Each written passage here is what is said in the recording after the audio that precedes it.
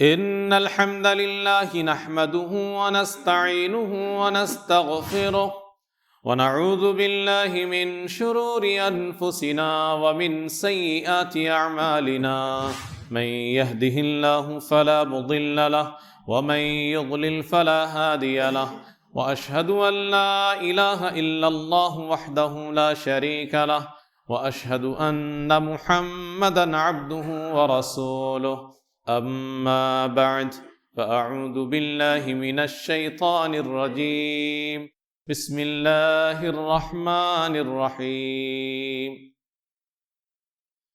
ويسألونك عن المحيض قل هو أذى فاعتزلوا النساء في المحيض ولا تقربوهن حتى يطهرن فإذا تطهرن فأتوهن من حيث أمركم الله إن الله يحب التوابين ويحب المتطهرين وقال النبي صلى الله عليه وسلم الطهور شطر الإيمان۔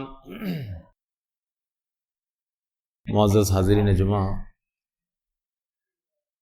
ہر قسم کی حمد و ثنا، تعریف و توصیف، بزرگی و بڑائی اور عبادت و بندگی لائق و سزاوار ہے اللہ رب العالمین کے لیے، جو خالق کائنات ہے، مالک ارض و سما ہے اور سارے جہان کا رب ہے، اور درود و سلام نازل ہو تمام نبیوں اور رسولوں پر، خاص طور پر آخری رسول جناب محمد صلی اللہ علیہ وسلم پر بے شمار درود و سلام نازل ہو۔ اللہم صلی علیہ وبارک وسلم۔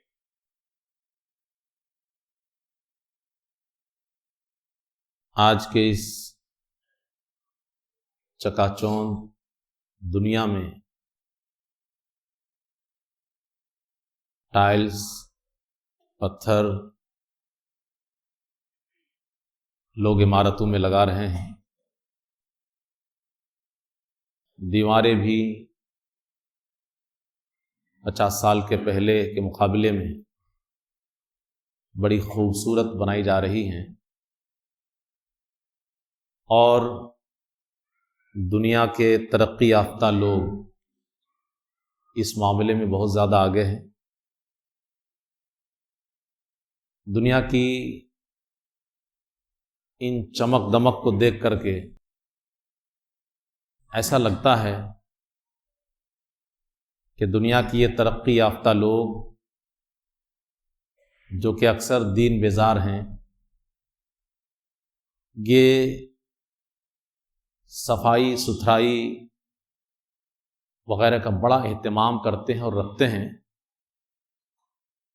اور جو لوگ بھی اسلامی تعلیمات سے دور ہیں، یا بہت سارے مسلمان بھائی جو دین اسلام کو پڑھتے نہیں ہیں، سمجھتے نہیں ہیں، ان کی تعلیمات سے روشناس نہیں ہوتے، ان کو ایسا لگتا ہوگا کہ،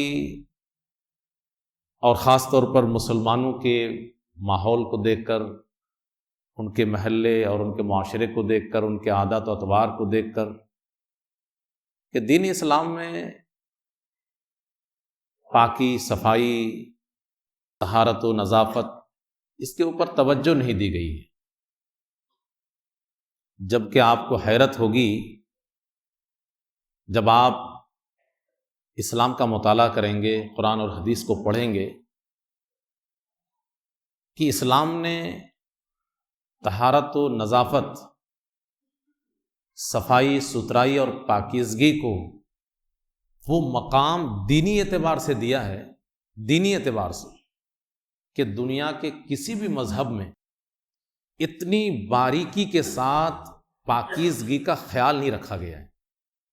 پوری دنیا کے تمام مذاہب کی ہم بات کر رہے ہیں، دینی اعتبار سے آپ دیکھیں گے تو کسی بھی دین میں، دنیا میں جو بھی زندہ دین آج موجود ہے دنیا میں، کسی بھی دین میں طہارت و پاکیزگی کو وہ مقام ہرگز حاصل نہیں ہے جو مذہب اسلام نے دینی اعتبار سے اس کو مقام اور مرتبہ دیا ہے۔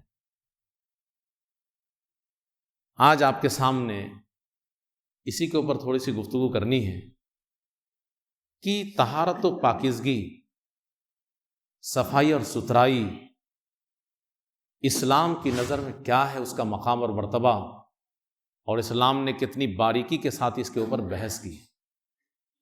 لیکن افسوس کی بات ہے کہ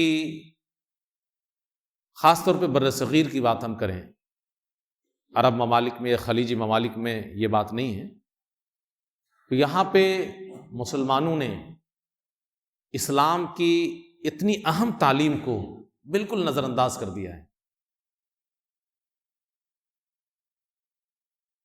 آپ سوچ نہیں سکتے کہ اللہ رب العالمین نے قرآن مقدس کے اندر اعلان کر دیا کہ اللہ رب العالمین کو پاک صاف لوگ ہی پسند ہیں۔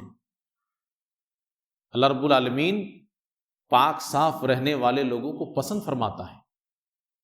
حیض کے تعلق سے بات آئی تو وَيَسْأَلُونَكَ عَنِ الْمَحِيضِ کہ لوگ آپ سے حیض کے بارے میں پوچھ رہے ہیں۔ قُلْ هُوَ أَذًى آپ کہہ دیجئے کہ ایک گندگی ہے یہ۔ فَاعْتَزِلُوا النِّسَاءَ فِي الْمَحِيضِ لہذا عورت سے ان ایام میں، حیض کے ایام میں دوری بنا لو۔ اب دوری کا مطلب وہ والی دوری نہیں جو عرب سماج میں دوری لوگ بناتے تھے۔ حیض کے ایام میں عرب سماج کے لوگ کیا دوری بناتے تھے؟ عورت کو بالکل اچھوت کر دیتے تھے، اس کو الگ کمرے میں پیک کر دیتے کہ تمہارا یہی کمرہ ہے، اس کا لباس الگ، اس کا کھانا پانی الگ، اس کا برتن الگ، وہ اچھوت ہو جاتی تھی عورت۔ تو اسلام نے کہا کہ یہ والی دوری نہیں، دوری کا مطلب ان سے ہم بستر نہ ہو، اور ہم بستر کا مطلب ساتھ میں سونا منع نہیں ہے، جماع منع ہے، مباشرت منع ہے۔ دوری کا مطلب صرف یہ ہے، اس لیے کہ عورت سر سے پیر تک گندگی میں تھوڑی ہے، جس جگہ گندگی ہے اس جگہ سے دوری بناؤ۔ فَاعْتَزِلُوا النِّسَاءَ فِي الْمَحِيضِ وَلَا تَقْرَبُوهُنَّ صرف جماع نہ کرو، مباشرت نہ کرو جب تک کہ وہ پاک نہ ہو جائیں۔ تو ایک تو اسلام نے عورت کو بڑا مقام دیا اس اعتبار سے بھی کہ فطری تقاضی کی بنیاد پر عورت مہینے میں کچھ دن خاص ایام گزارتی ہیں تو ان کا کوئی دوش نہیں ہے، ان کا کوئی قصور نہیں ہے کہ ان کے ساتھ سوتیلا سلوک کیا جائے۔ یہ عورت کی توہین تھی، تذلیل تھی، عورت کے ساتھ ناانصافی ہو رہی تھی عرب سماج کے اندر۔ اسلام نے عورت کو اونچا مقام دے دیا کہ نہیں، عورت کے ساتھ یہ غلط ہو رہا ہے۔ اصنعوا کل شیء الا النکاح سوائے جماع کے سب کچھ اس کے ساتھ کر سکتے ہو آپ، ساتھ میں اٹھنا بیٹھنا، کھانا پانی، وہ کھانا بنائیں گے آپ کھائیں گے۔ حضرت عائشہ رضی اللہ عنہا فرماتی ہیں کہ میں حیض کی حالت میں ہوا کرتی تھی اور پانی پیا کرتی تھی، تو جس گلاس میں پانی پیتی تھی اللہ کے رسول صلی اللہ علیہ وسلم کو آدھا دے دیتی تھی اسی میں سے چھوڑ کر کے، اور اللہ کے رسول صلی اللہ علیہ وسلم اسی گلاس سے پانی پیتے تھے جہاں میں نے منہ لگایا تھا وہیں آپ منہ لگاتے۔ میں ہڈی چوسا کرتی تھی اور چوسی ہوئی ہڈی اللہ کے رسول صلی اللہ علیہ وسلم کو حیض کی حالت والی اللہ کے رسول صلی اللہ علیہ وسلم کو دے دیا کرتی تھی، تو اللہ کے رسول صلی اللہ علیہ وسلم اسی جگہ منہ لگاتے تھے جہاں میں نے منہ لگایا تھا، یہاں تک کہ میں لنگوٹ کس لیتی تھی اور اللہ کے رسول صلی اللہ علیہ وسلم مجھ سے بوس و کنار بھی کرتے تھے حیض کی حالت۔ تو اسلام نے دوری بنانے کے لیے کہا، خاص اشارہ اس کی طرف ہے۔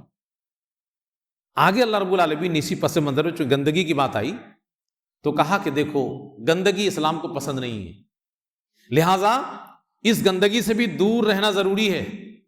اللہ کو پسند کیا ہے؟ ان اللہ یحب التوابین ویحب المتطہرین، توبہ کرنے والے لوگ اللہ کو پسند ہیں اور پاک صاف رہنے والے لوگ اللہ کو پسند۔ پاکی، طہارت آدھا ایمان کہا گیا ہے۔ کتنی بڑی بات اسلام نے کہہ دی ہے طہارت کے بارے میں، الطہور شطر الایمان، آدھا ایمان ہے۔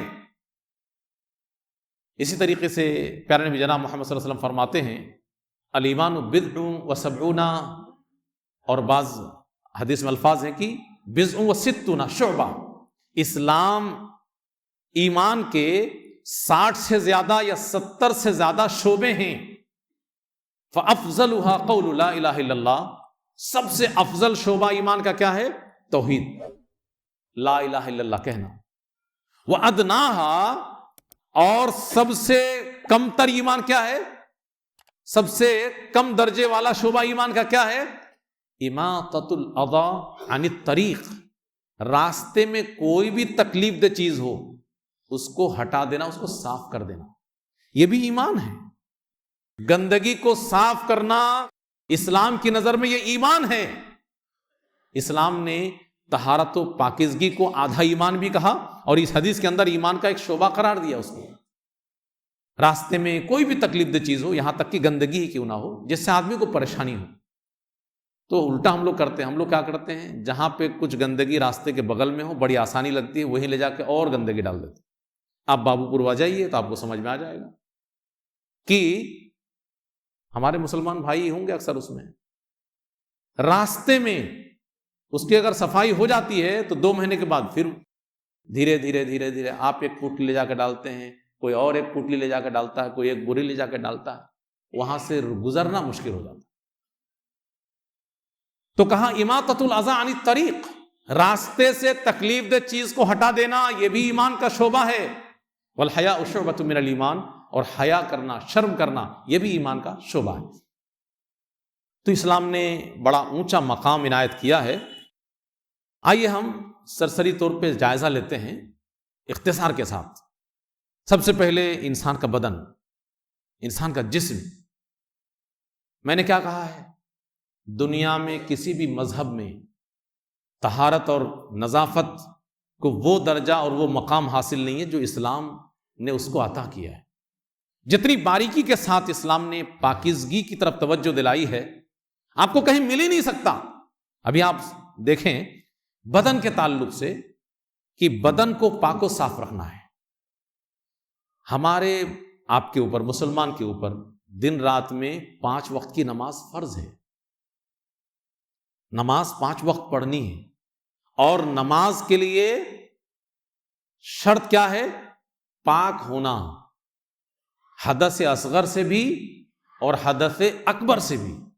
حدث اصغر کا مطلب پیشاب پخانہ وغیرہ کے بعد آپ کو وضو کرنا ہے، اور حدث اکبر کا مطلب اگر آپ جنبی ہو گئے ہیں کسی بھی وجہ سے، اس میں بیوی شوہر ہم بستر ہوا ہے، یا پھر خواب کی وجہ سے احتلام ہو گیا ہو، یا کسی بھی وجہ سے منی کا خروج ہو گیا ہو، یا عورت حیض سے یا نفاس کے دن سے گزر گئی ہوں، اب اس کے لیے بڑی پاکی حاصل کرنا ضروری ہے. اس کو کہتے ہیں حدث اکبر.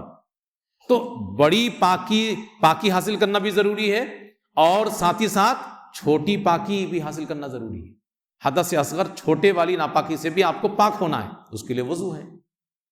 اب وضو کے اندر آپ غور کریں گے تو آپ کو سمجھ میں آئے گا کہ دن میں 5 مرتبہ، افضل یہی ہے کہ ہر نماز کے لیے نیا وضو کیا جائے، افضل ہی ہے. حالانکہ آپ ایک وضو سے کئی نماز پڑھ سکتے ہیں، لیکن آپ مان لیجئے، ویسے تو آپ عادت ہماری آپ کی یہی ہے کہ ہر نماز کے لیے ہم وضو کر کے نماز پڑھتے ہیں. بہت کم ایسا ہوتا ہے کہ 2 نماز ایک وضو سے ہم لوگ پڑھ لیتے ہیں، چونکہ 24 گھنٹہ پاک رہنے کی ہم لوگ کو عادت بھی نہیں ہے مکمل طور پر پاکی.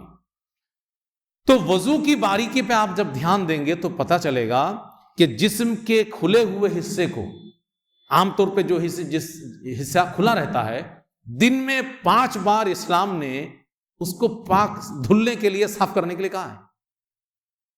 بھئی کپڑا وپڑا پہنے ہیں، جو پیک ہے وہ پیک ہے، لیکن عام طور پہ جو حصہ کھلا رہتا ہے اس کو دن میں 5 بار اسلام پاک صاف کرنے کے لیے کہتا ہے.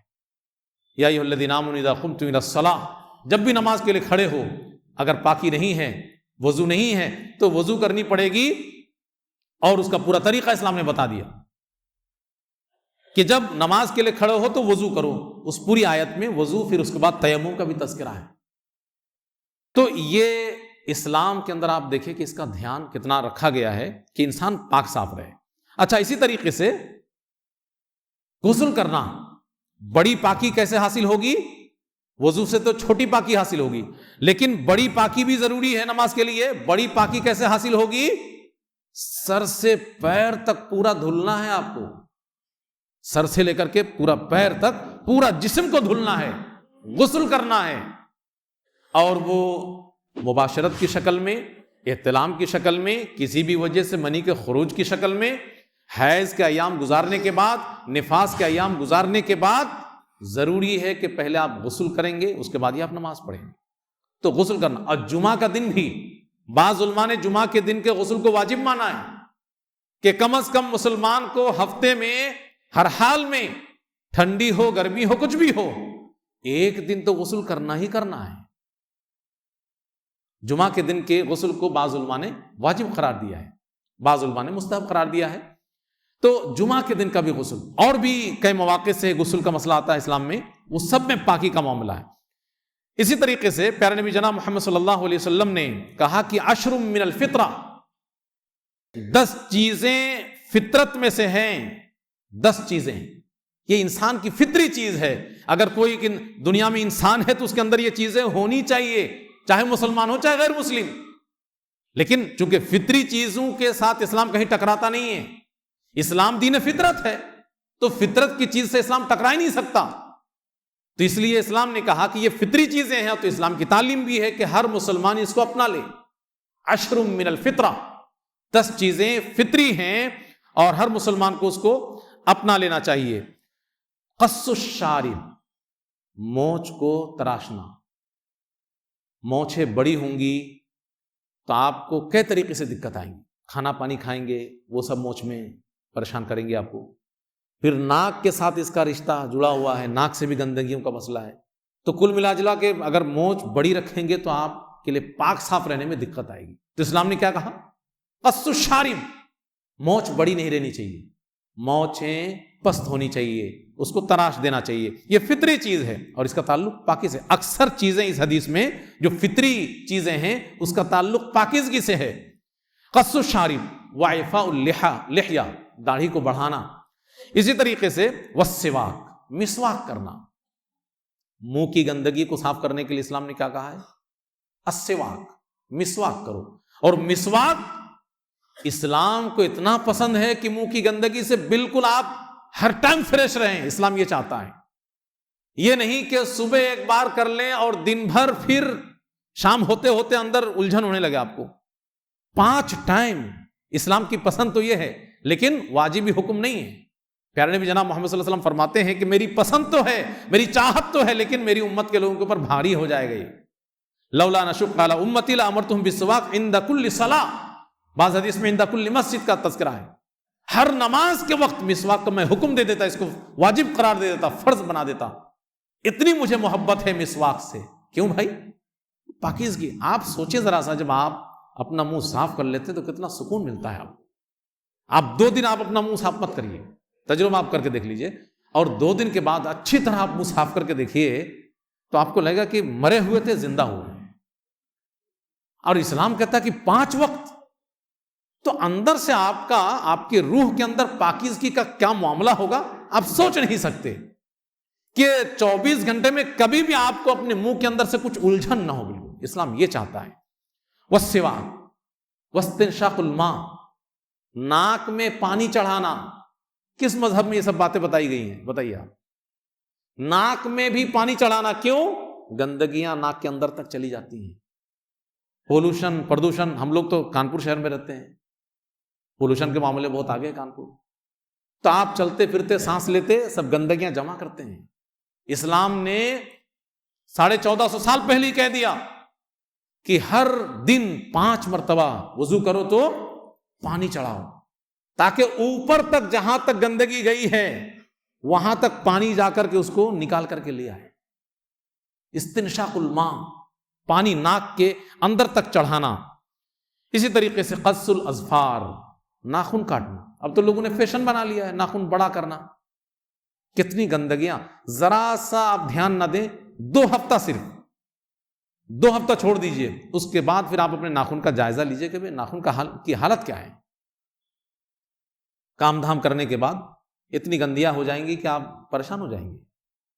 تو گندگیوں کے جمع ہونے کی جگہ ہے یہ. اسی لیے اسلام نے کیا کہہ دیا کہ پاک صاف رہنا ہے تو ناخن کو بھی تراشتے رہا کرو، ناخن بڑی مت ہونے دو.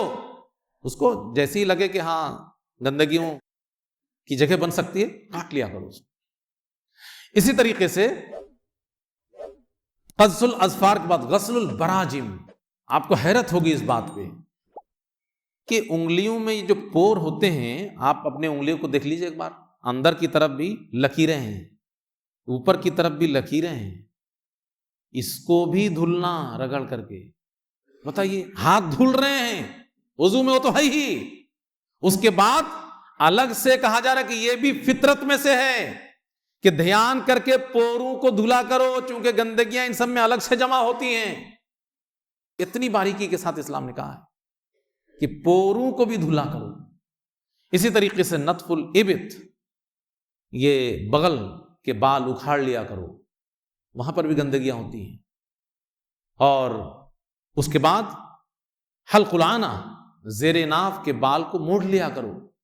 اور یہ سب آپ تجربہ کر کے دیکھ سکتے ہیں کہ آپ اپنے بغل کو صاف نہ کریں گے تو آپ کے احساس کس طریقے کے ہوں گے، زیر ناف کی صفائی نہیں ہوگی تو آپ کے احساسات کیسے ہوں گے، اور ان سب کی صفائی کے بعد آپ کے اندر سے آپ کی فیلنگ کیسی ہوگی، آپ تجربہ کر کے دیکھ سکتے ہیں.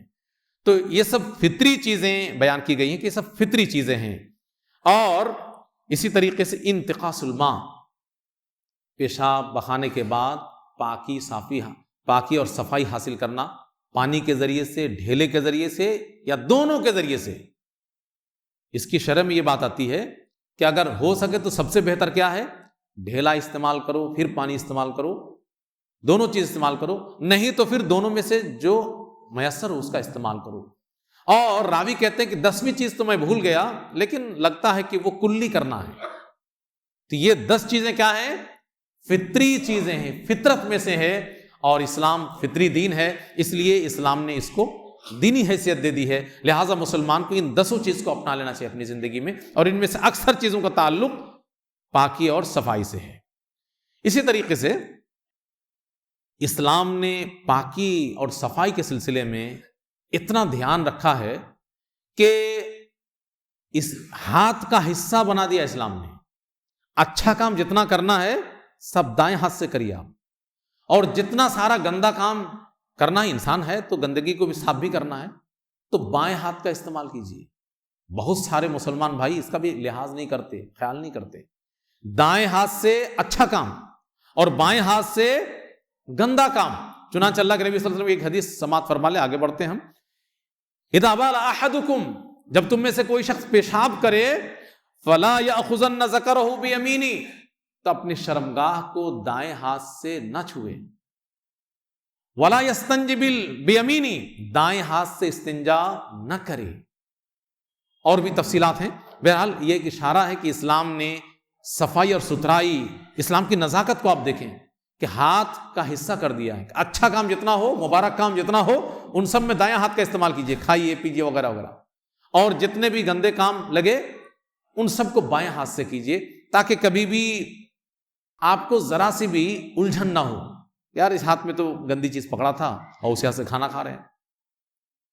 تو یہ بدن کے تعلق سے اتنی باریکی کے ساتھ اسلام نے آپ کو پاک صاف رہنے کا حکم دیا ہے. اسی طریقے سے لباس، کپڑا، اور یہ سب کے سب نماز کے لیے ضروری ہیں. ہم ابھی اصل میں نماز کے اوپر ہی بات کر رہے ہیں کہ ایک اہم عبادت جس کو انجام دینے کے لیے اسلام نے ہر طریقے سے پاک صاف رہنے کا حکم دیا. آپ کا جسم بھی پاک ہونا چاہیے حدث اصغر سے اور حدث اکبر سے، اور آپ کا لباس اور کپڑا بھی پاک صاف رہنا چاہیے نماز کے لیے تو خاص طور پر، باقی ایسے بھی. اور مسجد بھی پاک صاف ہونی چاہیے، جہاں نماز پڑھیں گے وہ جگہ بھی پاک صاف ہونی چاہیے. ابھی اسی پہ ہم بات کر رہے ہیں. تو کپڑا کے اوپر بات کریں تو اسلام کی شروعات کی جو تعلیمات ہیں یا وحی ہے، اسی میں اس کا تذکرہ مل جاتا ہے. اللہ کے نبی صلی اللہ علیہ وسلم کو سب سے پہلے وحی آئی، اقرأ بسم ربک الذی خلق، آپ جانتے ہیں. لیکن اس کے بعد ایک لمبا وقفہ رہا، وحی نہیں آئی. آپ صلی اللہ علیہ وسلم پریشان بھی رہے. اس کے بعد جب وحی آئی تو یا ایھا المدثر قم فانذر وربک فکبر وثیابک فطہر، یہ والی وحی آئی تھی. اور اسی میں اللہ رب العالمین نے کیا کہا ہے، اپنے کپڑوں کو پاک رکھو.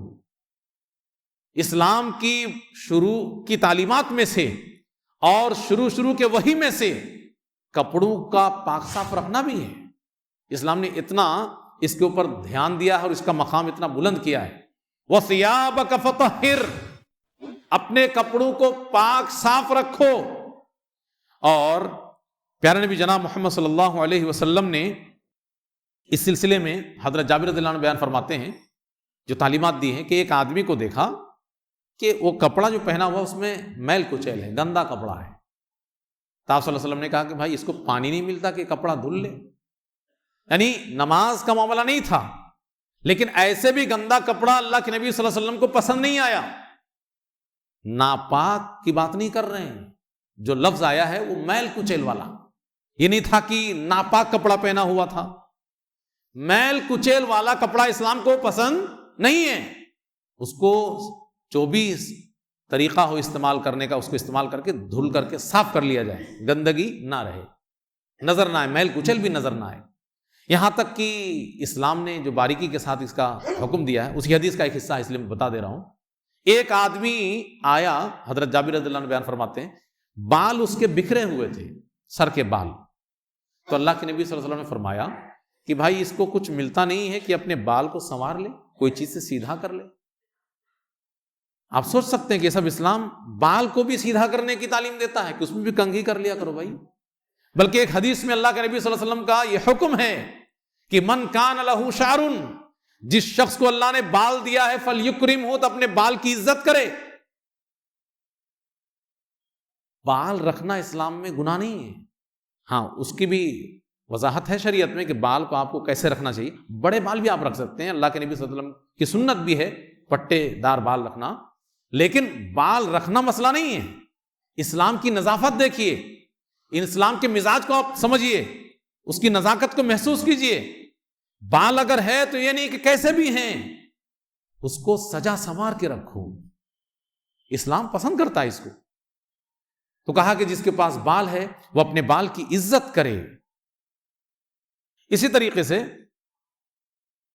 کھانا پانی اور برتن، اس کے سلسلے میں اسلام نے، اب ہم آگے بڑھ کر کے پہلے مسجد کی بات کر لیتے ہیں، چونکہ نماز ہی کے تعلق سے ہم نے بات چھیڑی ہے، باقی چیز ممکن ہوگا تو ذکر کریں گے. مسجد جہاں پہ نماز ادا کرنی ہے، تو مسجد کے سلسلے میں اسلام نے کیا تعلیم دی ہے. پیارے نبی جناب محمد صلی اللہ علیہ وسلم نے حکم دیا، امر رسول اللہ صلی اللہ علیہ وسلم ببناء المساجد فی الدور، گلی محلے میں جہاں ممکن ہو مسجدیں بنانے کا آپ صلی اللہ علیہ وسلم نے حکم دیا. اور ساتھ ہی ساتھ اور بھی حکم دیا، یعنی کہ صرف مسجد بنا لو. بہت ساری مسجدوں کا بڑا برا حال رہتا ہے صفائی ستھرائی کے تعلق سے. اسلام نے صرف مسجد بنانے کا حکم نہیں دیا، مسجد بنانے کی بڑی فضیلت آئی ہے، لیکن مسجد کو بنانے کے حکم دینے کے ساتھ اللہ کے نبی صلی اللہ علیہ وسلم اس حدیث کے اندر اس کو صاف ستھری رکھنے کا بھی حکم دے رہے ہیں. اور صرف صاف ستھری نہیں، وہاں کا ماحول خوشگوار رہے.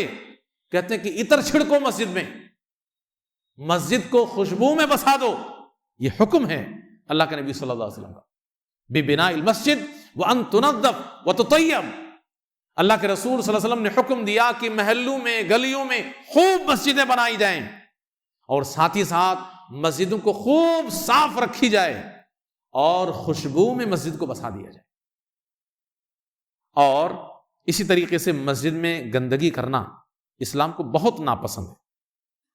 چنانچہ آپ صلی اللہ علیہ وسلم فرماتے ہیں، البزاق فی المسجد خطیہ، مسجد میں تھوکنا گناہ ہے.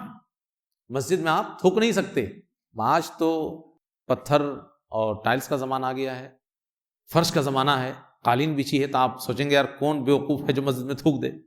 لیکن جس وقت کی یہ بات ہو رہی ہے، اور آج بھی دنیا میں بہت ساری جگہ معیشت کی کمزوری کی وجہ سے لوگ کچے جگہ پہ ہی نماز پڑھتے ہیں، بس کسی طرح عمارت کھڑی کرتے ہیں کوئی بھی طریقے سے، چہار دیواری، لیکن نیچے زمین ہی رہتی ہے، اسی میں نماز پڑھتے ہیں. ہم لوگوں نے بھی اپنے بچپن میں بہت ساری مسجدیں اپنے گاؤں میں دیکھا ہے کہ مٹی ہی تھی، مٹی ہی پہ لوگ نماز پڑھتے تھے. بہت زیادہ کہیں پہ انتظام ہو گیا تو کہیں چٹائی کا انتظام ہو گیا. تو اسی طریقے کا معاملہ تھا، اور بہت ساری مسجدیں آج بھی ہوں گی. تو آدمی اب مٹی ہے تو وہیں پہ تھوک بھی سکتا ہے، کرے تھوک دیا، تھوڑی دیر کے بعد سوکھ جائے گا. لیکن نہیں، جبکہ تھوک یہ ناپاک نہیں ہے. تھوک کیا ہے بھائی؟ ناپاک نہیں ہے. لیکن گھن تو آتی ہے، اس سے گھن آتی ہے، تو یہ پاکیزگی کے خلاف ہے جس سے گھن آئے. تو کہا گیا البزاق فی المسجد خطیہ، مسجد میں تھوکنا یہ گناہ ہے. اگر کسی سے یہ گناہ سرزد ہو جائے تو یہ نہیں کہ تھوک کر کے چلا جائے، اسی کی ذمہ داری ہے کہ اگر اس گناہ کی سزا سے بچنا ہے وہ کفارتھا دفنھا، اس کو صاف کر کے جاؤ، اس کو صاف کر کے جاؤ.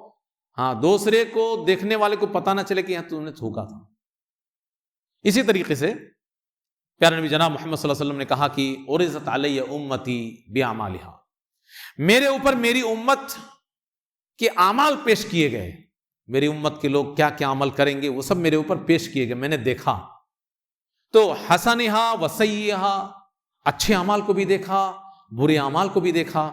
آپ صلی اللہ علیہ وسلم فرماتے ہیں کہ فرأیت فی محاسن اعمالها، اچھے عمل میں سے یہ بھی ہے الاذی ینحى عن الطریق، کوئی بھی گندگی جو راستے سے مٹا دی جائے، کوئی بھی گندگی جو راستے سے ہٹا دی جائے، یہ اچھا عمل بھی میں نے دیکھا، یہ بہت اچھا عمل ہے، تو اس کو بھی کرنا چاہیے. اور ساتھ سے آگے فرماتے ہیں وَرَأَيْتُ فِي سَيِّئِ أَعْمَالِهَا، میری امت کے برے اعمال میں سے میں نے یہ بھی دیکھا النخاع فی المسجد لا تدفن، مسجد میں تھوکنا یا بلغم پھینک دینا یا منہ کی کوئی گندگی ڈال دینا اور اس کو صاف نہ کرنا. کچھ لوگ ایسے ہوں گے میری امت میں جو یہ کریں گے، تو یہ برے اعمال میں سے ہیں. تو مسجد کو پاک صاف رکھنا بہت ضروری ہے، اسلام نے اس کی بڑی تلقین کی ہے. اور اس کے علاوہ بھی کھانا پانی برتن، اس کے بارے میں بھی بڑی وسیع تعلیم ہے اسلام کی، اور بھی دیگر تعلیمات ہیں، لیکن چونکہ وقت ختم ہونے کو ہے اس لیے مناسب نہیں کہ میں اس پہ جاؤں. کہنے کا مطلب یہ ہے کہ اسلام نے طہارت و نظافت کو، پاکیزگی کو بڑی اہمیت دی ہے، اس کو بڑا اونچا مقام عنایت کیا ہے، اپنی امت کو اس کی بڑی خاص تعلیمات دی ہیں بڑی باریکی کے ساتھ. میں تو پوری تفصیل آپ کے سامنے نہیں لا سکتا ابھی، وہ تو بہت لمبا چیپٹر ہے. اتنا لمبا چیپٹر ہے یہ کہ حدیث کی کوئی بھی کتاب اٹھائیں گے آپ، شروع میں یہی ملے گا آپ کو. اکثر کتابوں میں شروعات، حدیث کی کتاب اٹھا لیں، فقہ کی کتاب اٹھا لیں، شروعات طہارت سے. کتاب الطہارہ آپ کو اکثر حدیث کی کتاب میں اور فقہ کی کتاب میں کتاب الطہارہ سب سے پہلے ملے گا. اب جب کتاب الطہارہ ہی ہے مستقل، تو وہ آدھے گھنٹے میں جمعہ میں کیسے ہم ساری چیز آپ کے سامنے رکھ سکتے؟ میں کہنا یہ چاہتا ہوں کہ اسلام نے صفائی اور ستھرائی کا بڑا اہتمام کیا ہے، دینی اعتبار سے وہ مقام عنایت کیا ہے کہ دنیا میں کوئی مذہب اس کا مقابلہ نہیں کر سکتا. لیکن یہ افسوس کی بات ہے کہ آج دوسرے لوگ ایسے زندگی جینے لگے ہیں کہ لگتا ہے کہ طہارت کی ساری اسلام کی تعلیمات انہوں نے اپنا لی ہیں. اور بہت افسوس کی بات ہے کہ مسلمان اس معاملے میں خود اسلام کی تعلیمات سے دور ہو گیا ہے. دنیا میں اور خاص طور پہ بر صغیر کی بات کریں، ہم اپنے ملک کی بات کریں، مسلم بستی گندگی کی وجہ سے پہچانی جاتی ہے. آدمی کو محسوس ہو جاتا ہے کہ ہم مسلم بستی میں گزر رہے ہیں، مسلم محلے سے گزر رہے ہیں. تو یہ ہماری خود، ہم آس پاس پڑوس میں اس کا جائزہ لے سکتے ہیں کہ کتنی کمیاں ہیں. ہم نے ایک مرتبہ اپنے بڑی مسجد کے گلی کے تعلق سے ذکر کیا تھا، ماشاءاللہ بڑی خوشی کی بات ہے کہ سنا اس کے بعد سے صفائی رہ رہی ہے کافی اس میں، اور لوگوں نے بڑا اہتمام کیا. تو صرف بڑی مسجد کی گلی کا مسئلہ نہیں ہے، کہ ایسا نہیں تھا کہ بڑی مسجد کے بغل کی گلی ہی صاف رہنی چاہیے، ہر گلی کو صاف رکھنا چاہیے، ہر راستے کو صاف رکھنا چاہیے. اور اس کے سلسلے میں ہمیں بیدار رہنا چاہیے. لڑنا مسئلے کا حل نہیں ہے. آپ اگر محبت سے سمجھانے لگیں گے لوگ سمجھیں گے انشاءاللہ. آپ خود ہی ضرورت پڑے تو یہ بڑا ثواب کا کام ہے. ارے ہم کہتے ہیں آپ اپنے ہاتھ سے نہ کریے، تھوڑا پیسہ خرچ کر کے گندگیاں صاف کر دیجیے کبھی کبھی، اور اس کے بعد لوگوں سے کہیے ارے بھائی اس بار ہم نے کر دیا، اگلی بار نہ ڈالنا. تو فرق پڑے گا. ہم سب کو بیدار ہونا پڑے گا. ہماری یہ جو بری پہچان ہے اس کو مٹانے کی کوشش کرنی پڑے گی. کوئی چیز، یہ کوئی بڑا مسئلہ نہیں ہے. ہم صرف بیدار ہو جائیں، یہ کوئی بڑا مسئلہ نہیں ہے. ہماری بستیاں گندگیوں سے پاک ہو سکتی ہیں. اس کا سسٹم تھوڑا بدل لیجئے. آپ تمام فضول چیزوں میں پیسے خرچ کر ڈالتے ہیں، اس میں آپ کا ہم سب کا بھلا ہے. ہماری فضا، ہمارا معاشرہ وہ خوبصورت ہوگا، پاکیزہ ہوگا، ہم اچھی سانس لیں گے، بیماریوں سے ہم محفوظ رہیں گے، سب کا بھلا ہے اس میں بھائی. ایسا بھی نہیں ہے کہ ہم پیسہ اس میں خرچ کر دیں گے تو پانی میں چلا جائے گا. تو اس کام کو بھی ہمیں آپ کو انجام دینا چاہیے، اپنی بری شناخت کو مٹانا چاہیے. اللہ رب العالمین سے دعا ہے کہ اللہ رب العالمین ہم تمام لوگوں کو پاک صاف رہنے اور ساتھ ہی ساتھ اپنے گلی محلہ، آس پاس پڑوس، گلی گھر، تمام چیزیں پاک صاف رکھنے کے اللہ رب العالمین توفیق عنایت فرمائے.